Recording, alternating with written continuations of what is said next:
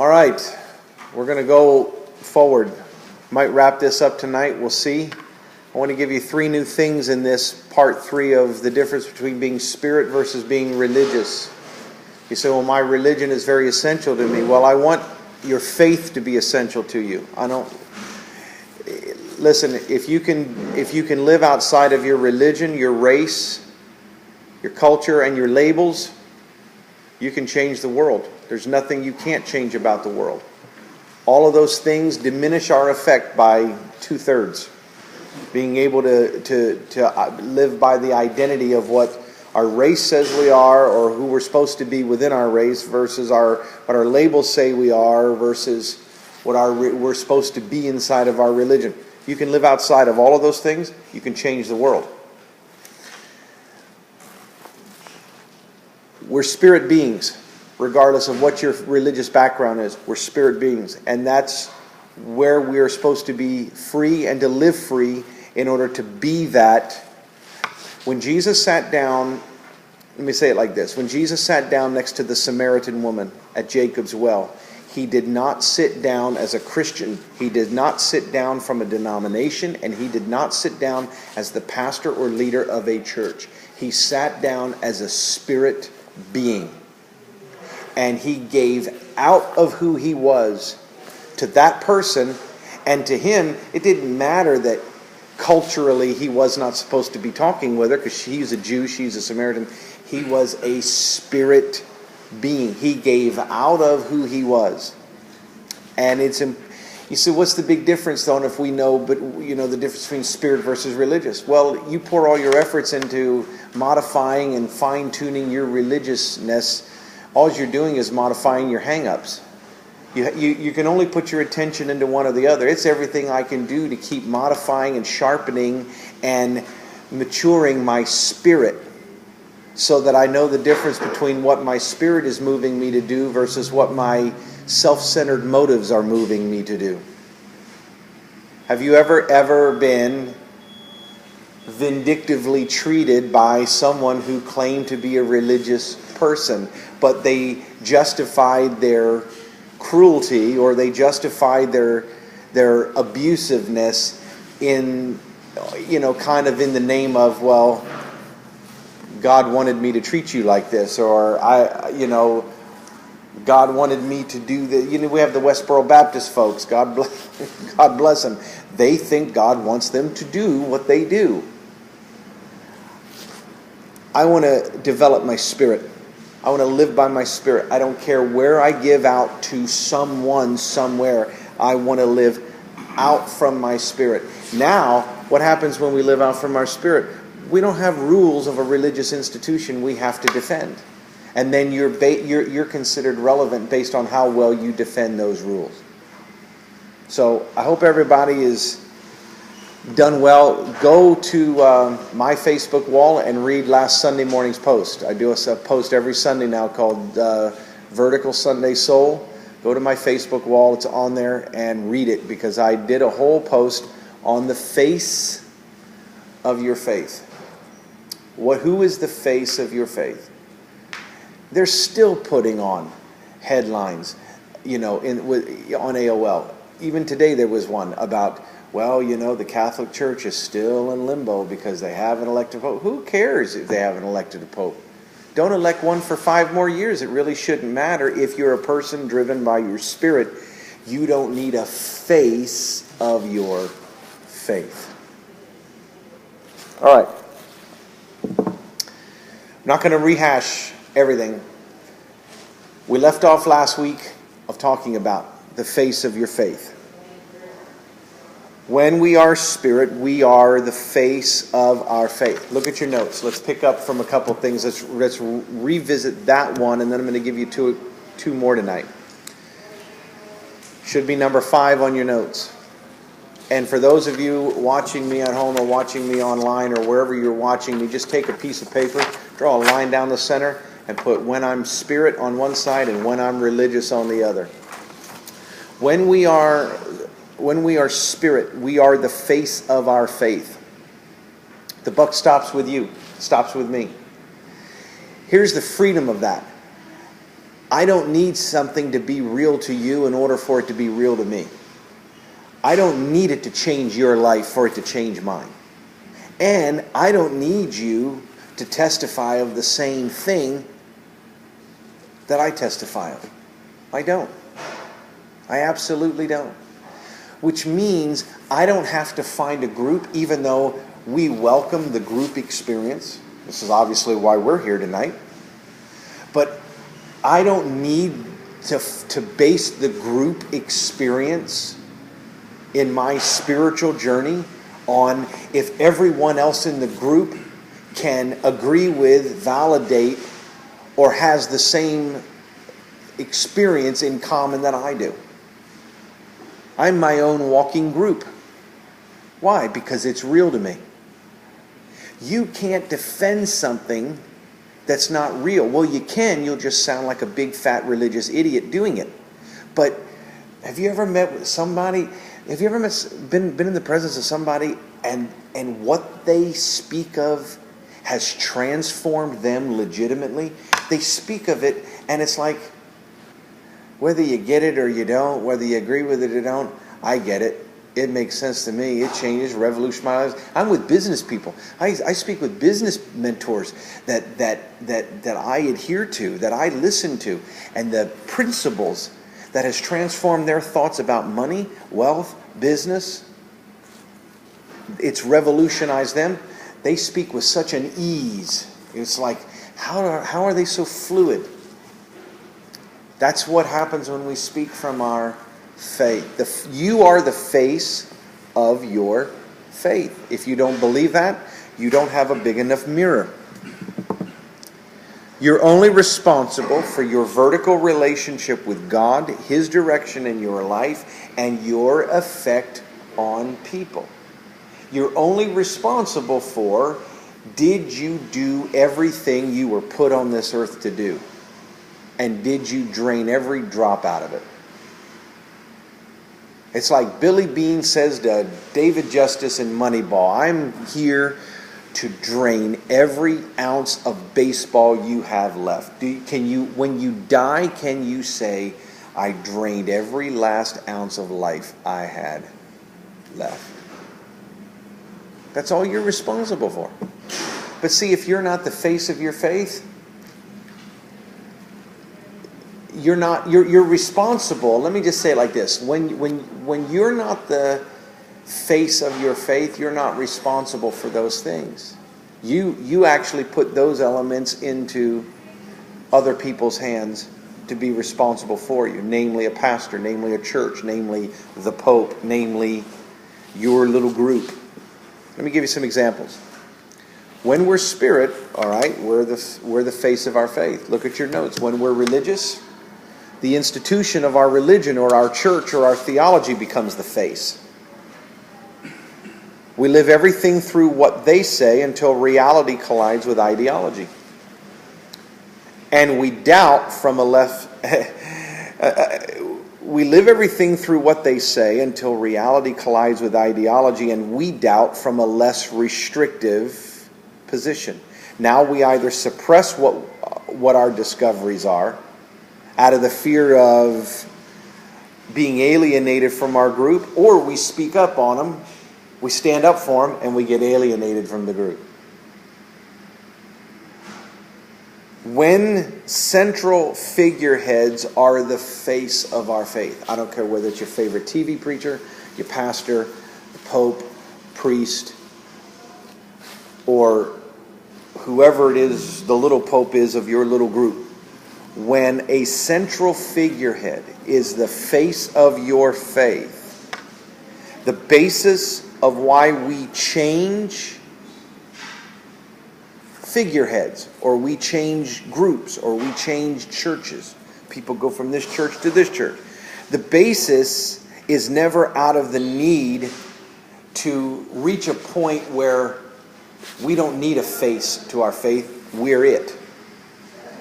But the basis becomes to find a new face that does and says things that we can agree more systematically with. Then the more we can agree, the less it feels like it's still codependence. Does that make sense to you? In other words, I've said it like this. Let me say it like this. You know when I've taught about the sheep complex? Too many Christians are nothing more than glorified sheep. Most of organized religion is made up of the sheep complex. And when they change churches, in other words, your church did you wrong, so you go find another church. Your pastor said something or did something or fell to scandal or taught something or reprimanded you or sat you down and you're offended, you're going to leave. The interest is now is where is the next place God is leading me to? And without even one clue of, but what does it matter where I go if I'm still a sheep at a different place? See, I meet so many Christians who are not trying to overcome the sheep complex. They're just trying to find the right place they can be good sheep in, or where the place that makes it possible for them to be better sheep. Well, the danger is being a sheep, period. It's like, the woman being slapped around by her boyfriend who she's not trying to find a relationship that actually loves her and values her, that's nonviolent. She just maybe wants a guy who doesn't hit as hard. It's like, or punishes her a different way. It's just, one doesn't make sense.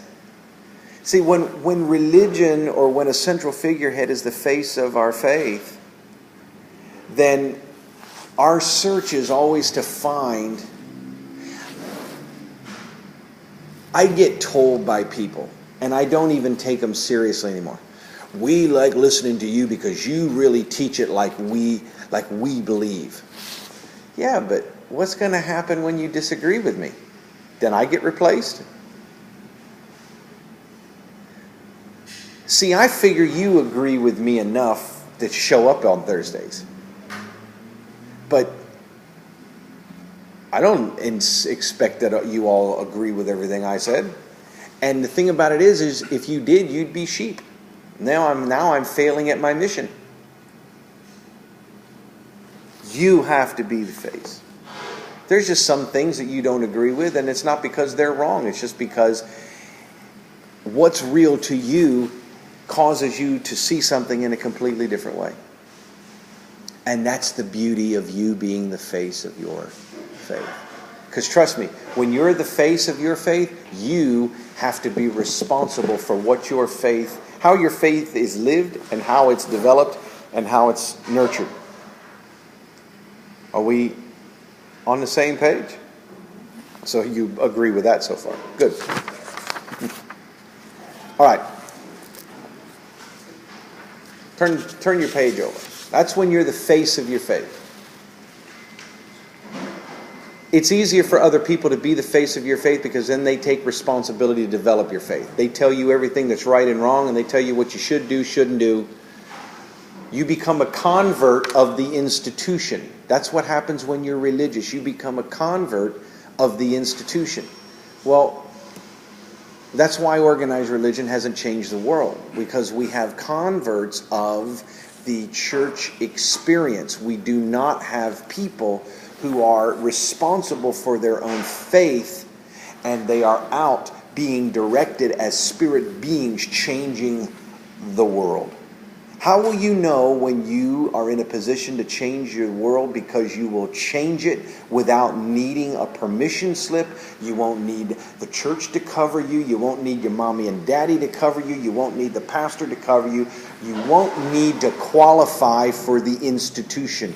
You will be out changing the world.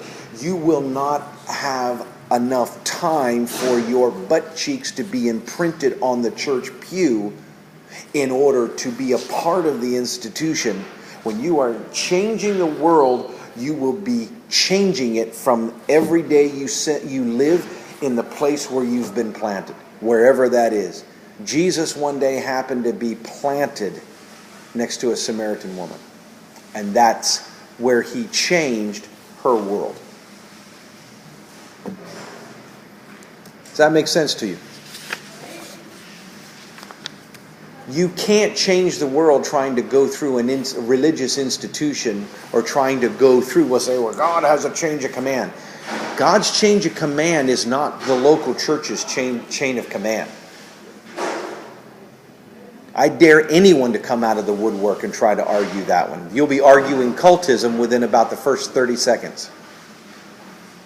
God's chain of command on how he works through people's lives is based on their vertical responsibility to know him, follow him, regardless of what background and even what faith they are.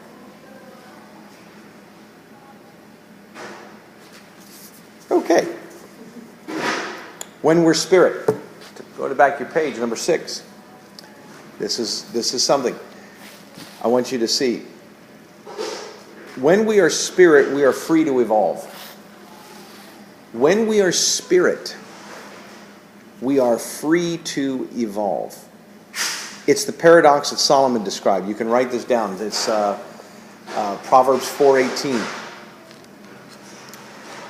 The path of the righteous, like the light of dawn, grows brighter and brighter unto a fuller picture. It's the paradox of evolving. We're free to evolve.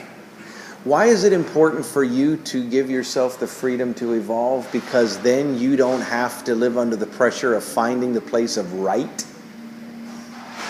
You say, well, I want to be right. Yeah, but if you're more right a year from now, does it mean you're currently wrong then? Where is the place of right? We see in part, therefore we know in part.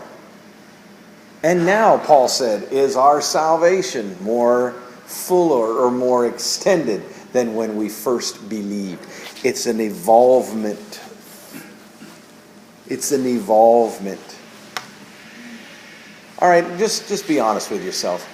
How many had things about your own faith or about your own life or your own principles for life that 5 years ago you would have defended to the death, and now with where you're at, if you even admit them in public, you're pretty much opening yourself up to look like a fool. You go, I can't believe I believe that. I can't believe I did.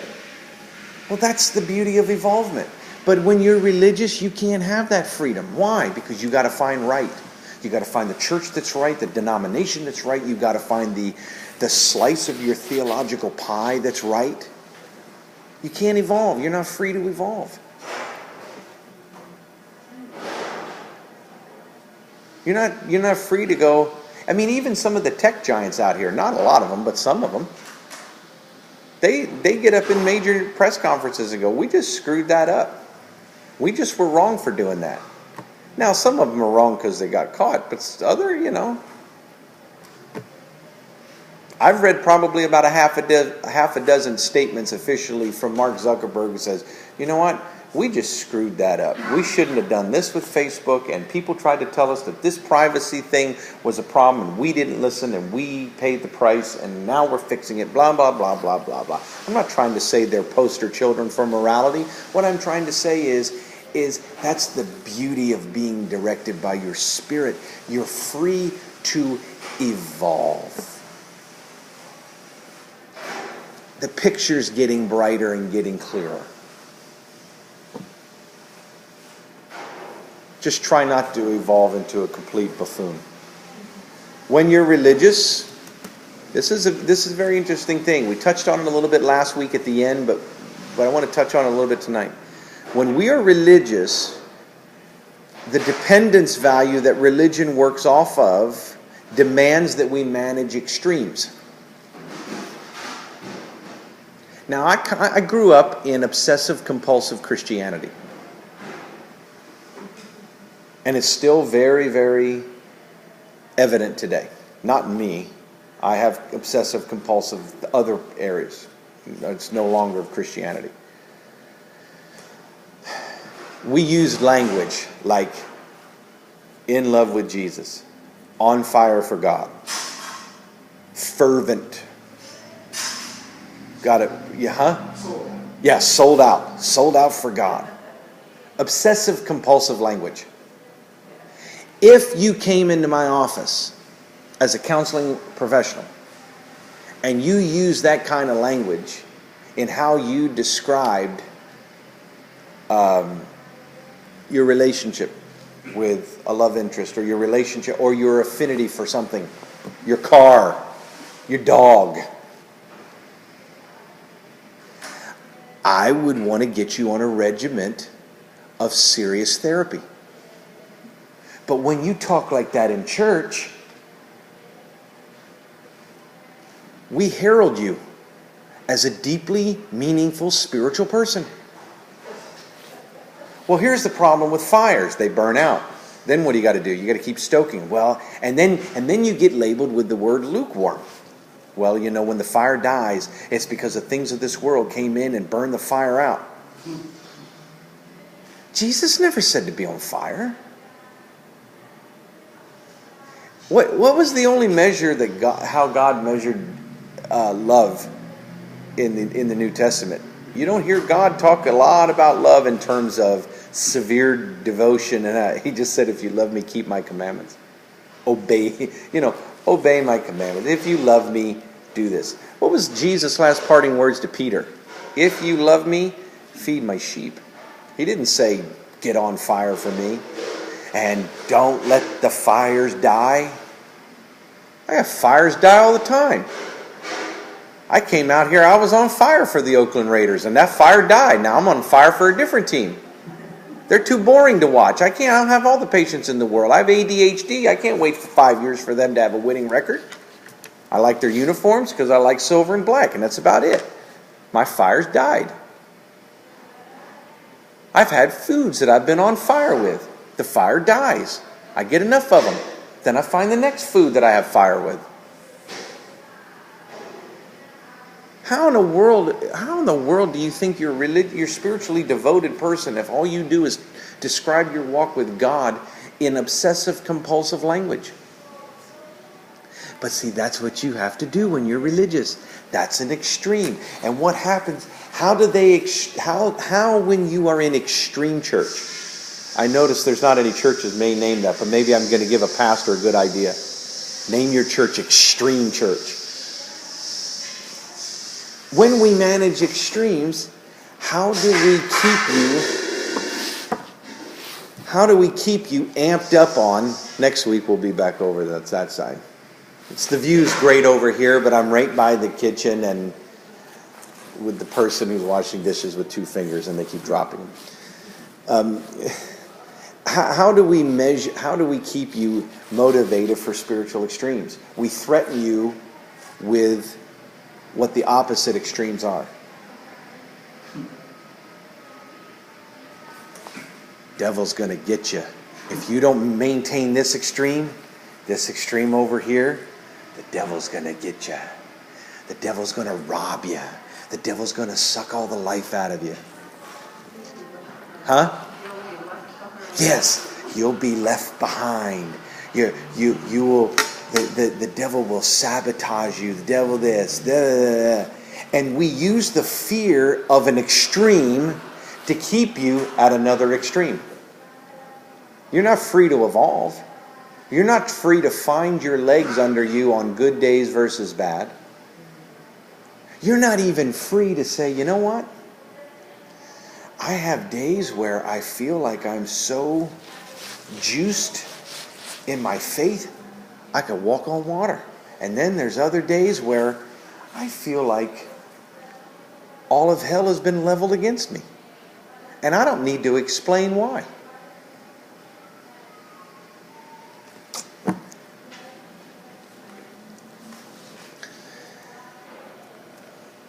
When you're spirit, you're free to evolve. When you're religious, now, in religion, extremes are what religious ideology uses to measure devotion.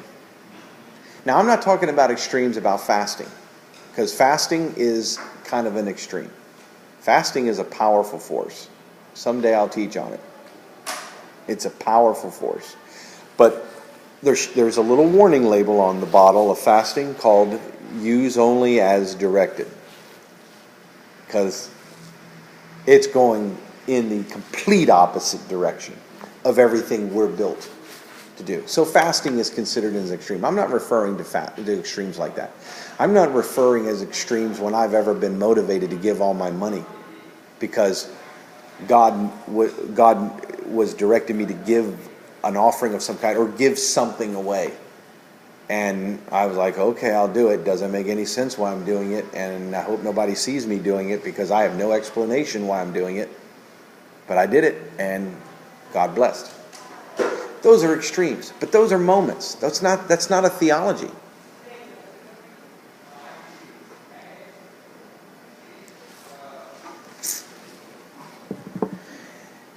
Extremes are a quality of obsessive compulsiveness. With extremes, new extremes are used to transition from previous extremes. What's the normal lingo you get when you're joining the average fundamental church? Get in here, be here every time the doors open, use your talents and gifts for the Lord, give on this level, do this, do that, be a part of this class, be a part of this outreach. It's like all these extremes. Yeah, you got to get connected. I just want you to learn enough to go out and make something great of your life. What do I occupy in your lives? 1 out of 168 hours per week? What do you do the other 167? Well, my job is not to invent a mega institute for you to come and absorb 30 more of those 167 hours left doing something that isn't changing the world. It's changing our little group because we're all involved together, but it's not changing the world. Does that make sense? Be free to evolve. And stop trying to put finish line language over every phase of your evolvement. That's another thing. That's where we get that I need to be right so that I can find the place of arrival. I need to find that place of arrival so I can say I found it, so then now I can live the rest of my life enjoying it. You are going to be the enemy of your own evolving if you do that. Stop putting finish line language on every new phase of evolving. When we get religious, we try to do that. Alrighty. Time is it? Alright, I got 10 more minutes with you. Write this down. This will be number 7.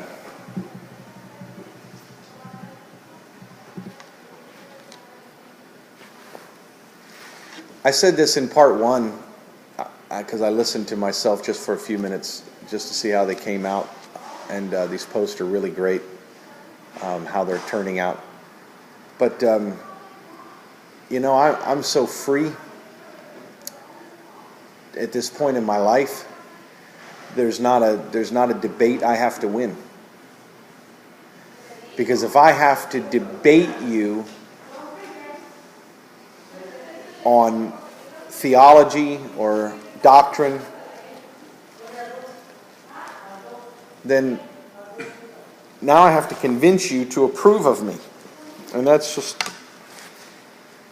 part of my new rule of evolvement. I don't do that. So therefore I avoid those crowds of people. I avoid them like the plague. I pretty much avoid all religious people. I'm really out to connect with spiritual people. And spiritual people come in all shapes and sizes. They come in all nationalities. They come in all faiths. And it's not that I have developed this tolerance mentality. I just am evolving, and I'm realizing that Spirit works through so many different people at so many different times. And if you think that this book that you call a Bible describes one group that gets it right and one group that is to be taken seriously, then you're an idiot. And at 48, I have less time for idiots than I had at 38. So, look at somebody next to you and say, I'm glad he's not talking about you, aren't you? Number 7, when you are spirit, you are free to be moral. You are free to be moral.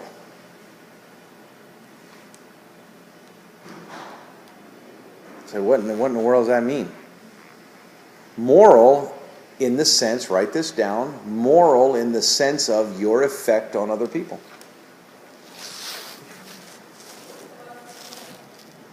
Moral in the sense of your effect on other people. When you're spirit, you're free to be moral.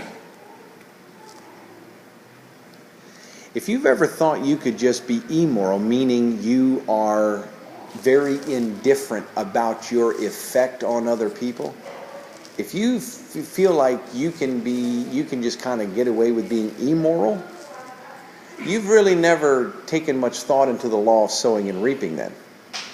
First law of the universe. I got to be honest with you, I don't really use this book much to measure my morality. And I'm not saying I couldn't, but this book is used too much by an institutional version of morality, which is an ultimate hypocrisy and contradiction nightmare. In other words, the Bible says don't do this, but the same people trying to tell me what the Bible says don't do are got their hands in a cookie jar over another thing that they do. I don't have time for that. And we'll get more into that a little bit tonight. You say, well, then what in the world, how do you constitute what your morality? My effect on other people. Do you think I apologize where I need to apologize because this book tells me? No. It's you develop, when you're a spiritual person, you develop the consciousness of your effect on other people. Have you ever been in the presence of complete jackasses who don't know it? They're the only ones in the room who they don't get it. They're insulting other people. They're putting other people down. They're being offensive. They're not just being themselves. They're being jackasses. But they don't know it. And you're thinking, how do you not know that? Have you ever seen somebody like really just verbally assault a child? Their own child. Now, we all have goofed up who have children. But when you have a consciousness, you immediately go, oops, I got to fix that. I got to mess that up. Let's see. How am I going to erase that out of their head? Okay, it's going to cost me this. You start repenting to God and to the kids. You have an awareness.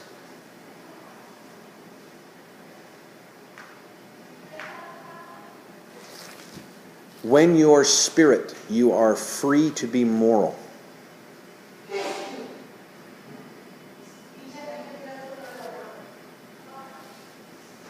In religion, write this down, when we're religious, on the other side of the paper.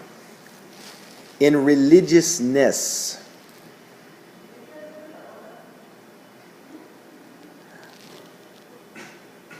our comparison quality is our morality. Our comparison quality is our morality.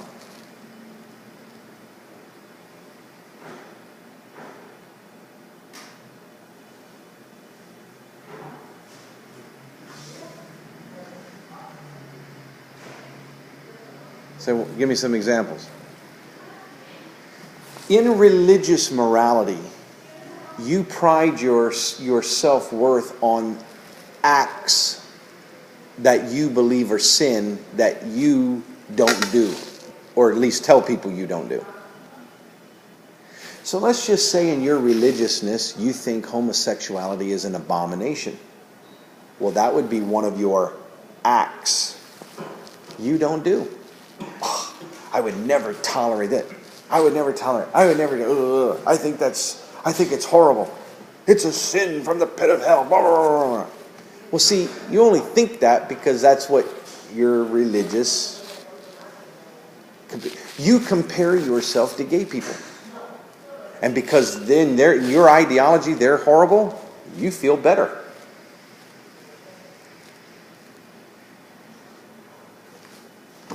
I watch Baptist people compare themselves to Pentecostals and Charismatics. I watch the non-prosperity. I watch the John MacArthurs of our day compare themselves to the Joel Osteens. That psychology gospel and that prosperity gospel. I'm still waiting for the anti-prosperity preachers to tell me how you can change the world through poverty, but I'm sure some of them will get out of their Calvinism long enough to write a book about that. Here's my point. I think these are the biggest, most dangerous people walking the planet, is people who have a religious morality.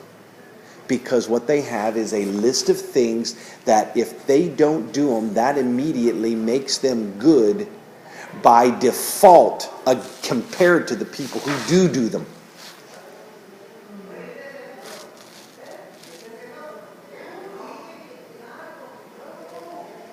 I'm sorry, but gay Elton John shows up in Minneapolis every year to do the fundraiser for the organization who builds earpieces, hearing aids. What?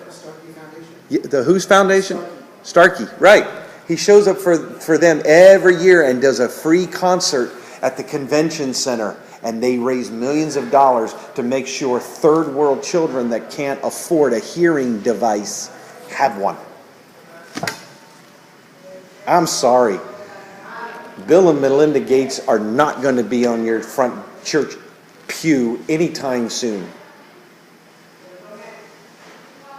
But before he dies, he'll make sure that several million children in third world countries have fresh water to drink. Better toilets to use, or just a toilet to use. Food, inoculations. See, when you're spirit, you're free to be moral. What's spirit morality measured by? Let's write this down. You say, all you're doing is describing good works. Yeah, but if your self-worth is based on your comparison to other people who you think you're better than because you believe, in other words, your light is based on your comparison to what you can describe about who you think's in dark, then you're shallow.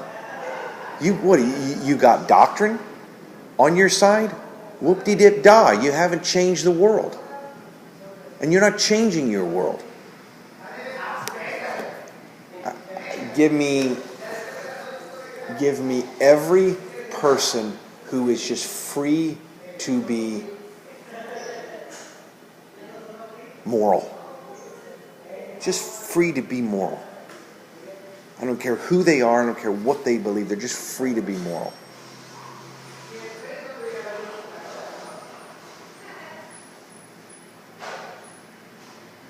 When a Sikh temple gets assassinated through terrorism, an act of terrorism, like the one several months ago in Wisconsin, every Protestant fundamental, King James Bible thumping, heaven and hell, brimstone preaching church needs to make sure that that church is renovated and those people are cared for.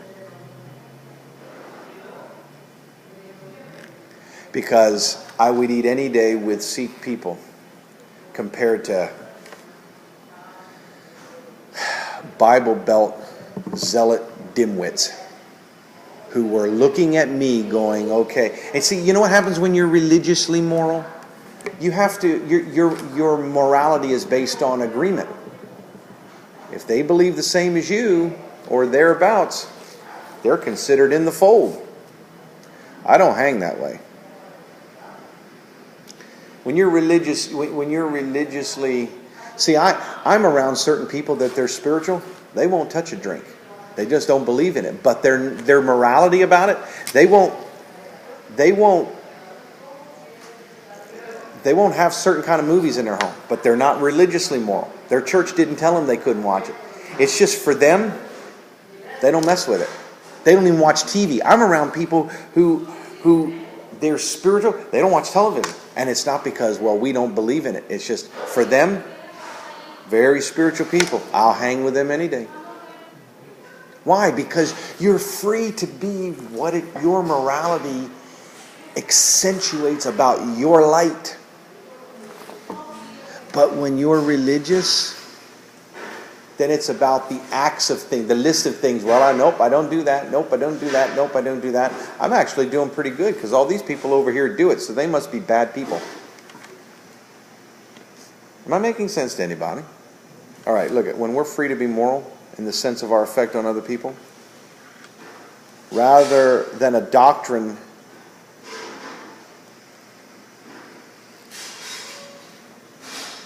that validates us as good people, our actions of conduct validate the people we are.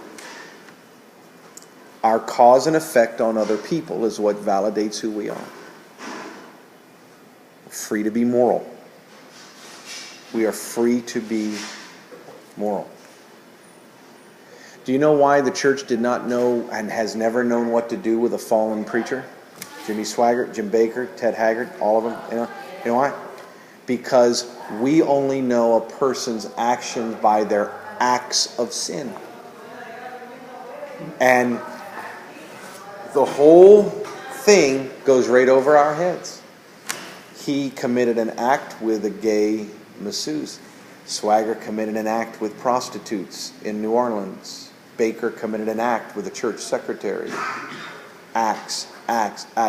This is reprehensible. Men of God need to be held in higher standard.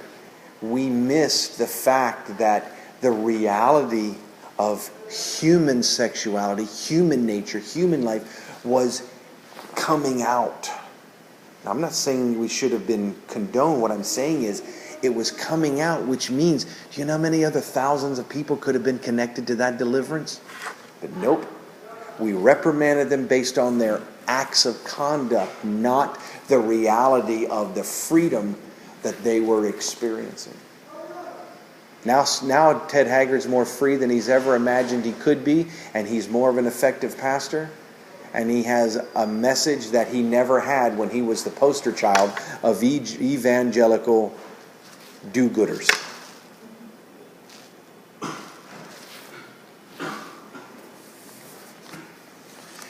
Jesus preached a lot to saints, but he hung out a lot with sinners. Why? You can't trust saints. Saints are too busy trying to be saints. I trust sinners. And you know what? They will let you down too, but at least you know where they're coming from. I always hang with sinners. Sainthood is too much of a pressure. Can't hang. Don't live in comparison. Stop acting like you've found the fountain of relevance because you can compare yourself. I don't compare myself to anyone.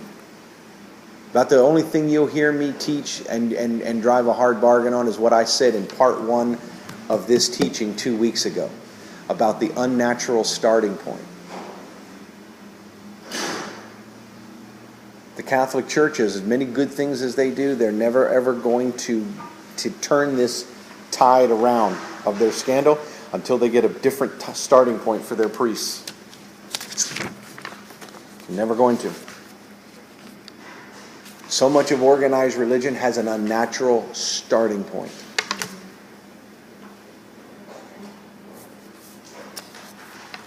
Be free to be moral. Be directed by your spirit. You'll mess something up, there'll be a consciousness in you that says, fix that, do that, repair this, restore that. You're free to give.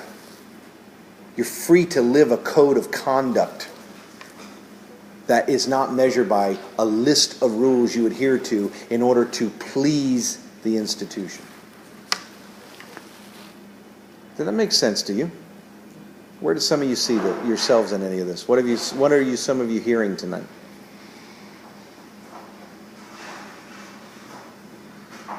Do you think on a religious stance that my experience is that most people on a religious, like how they view God, like they think that's a sin, so because God thinks that's a sin, but their main exposure to that was either from a parent, pastor, or a leader, and so because nobody had a personal experience. Jesus didn't come down and hang out with these people and okay, this is what I want you to be, and this and that. So very few people have had personal experiences with the Lord. So their image of God, especially people like maybe have been raised in a church or an institution, is either like a picture of a person, usually their parent, usually. And that they can see their parents saying, that's bad, or that's not appropriate, or that's... Well, yeah, that gets ingrained in you. For the rest of their days. That gets ingrained in you. I mean, and you find yourself, yeah. I mean, that gets ingrained in you. Something, something when you hear me say a lot about you're free for your faith to be between you and God, vertical, everything vertical. I'm on a mission to turn the whole world vertical between them and their Creator, or them and their faith. Take out the middleman. But, we hear so much of religion is based on what we need God to be. Very little of it is based on who He really is. Right. I just debated a guy on Facebook just a little bit, and that makes me a liar because I just said I don't debate. I didn't really debate. He made a religious remark to my post about the face of your faith. He's like, yeah, I agreed with everything except the last third. He goes, when you said people who think they can live under your covering, in their faith, you'll hurt them on purpose just to remind them that they can't. God doesn't do things like that on purpose. He's gracious. He's a good and loving God. So I said, well, apparently you've ripped the Old Testament out of your Bible. I said, because He's done things on purpose they haven't even made movies that could depict the gore of. I mean, just go home for fun tonight and read Numbers 31 through 34. The things that He did to entire races of people. To King David. Huh? To David, he tore him up, right. So I said that back, and then I was convicted for biting his head off, chewing it, handing it back to him in pieces. So I realized, okay, did you really need to win that one?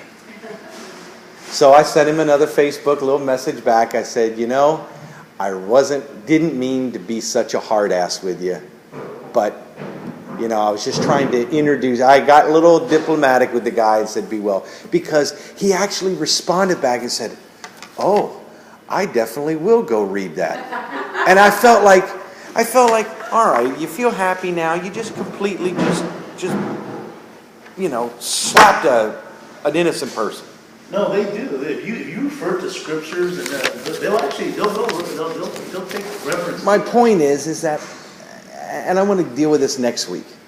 So much of what religious institutionalism teaches is a God based on what a person needs God to be.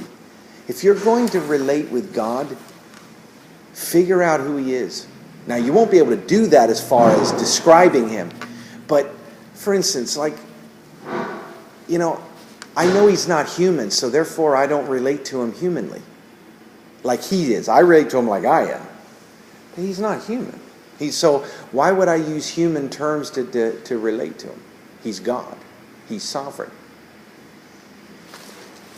One thing for me that's completely changed from religious to spiritual is that scripture that says you will know them by their fruit. And the way that I was taught is whatever they're speaking, that's what their fruit is. And that is so far from the goodness. It's what they do. Right. And so I try to not judge people by what they say, whether they're saying good things that agree with me or even bad things. I judge by what they do. And there are a lot of things that people say that are all half-cocked, but they do the right thing. They feed the poor, they clothe the poor kids, they take Sure. They give, they give, they give. And that's judging a person by their fruit. Yes. That's changed for me. That's very true. People's actions tell you what they want you to believe about them and what you can believe about them, plain and simple. Father, I decree the acceleration of moving situations and circumstances in every person's favor. Move entire windows of time in the coming days and weeks with situations people are facing, either watching me right now or in this room. Move things in favor even quicker than we thought. Accelerate breakthrough and victory in major areas of our lives. In Jesus' name, amen. Thank you for being here.